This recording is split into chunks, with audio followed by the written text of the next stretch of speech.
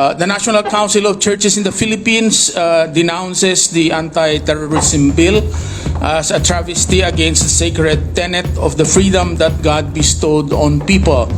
It is an amendment to a fundamentally flawed law in the first place, the Human Security Act of 2007. The bill is a threat not just to organizations upholding human rights, but to any individual who will wake one day to find that they can no longer demand their own right to human dignity, which is afforded so clearly to all by God. Our stance on the anti-terrorism bill is based on our 2000 statement against the Human Security Act, which said that the state has set up itself as the absolute power that determines what course people's lives will take by putting forward a very vague definition of terrorism. By doing so, the state has usurped the function that rightfully belongs to God. By playing God, the state commits the highest form of sacrilege, unquote. The anti-terrorism bill is much worse than the HSA, especially since the Duterte administration has already proven its ability to target and criminalize perceived political threat. Consider the case of Senator De Lima, the red tagging of human rights and humanitarian organizations, and the thousands of extrajudicial killings of the poor.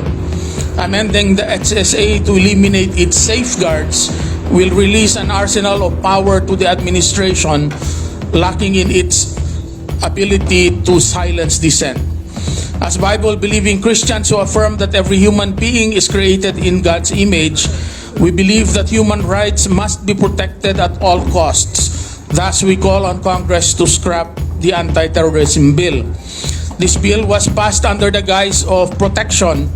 It provides a more malleable definition of terrorism, increases punishment to those not yet accused or convicted, and provides protection to law enforcement and officials who abuse the power granted if this bill becomes an act. The said measure increases allowable lengths of warrantless detention up to 14 days, allows 4 months of uninhibited surveillance of any organizations or individuals, eliminates many of the safeguards placed into the original HSA, such as the reparation for individuals shown to have been unjustly detained.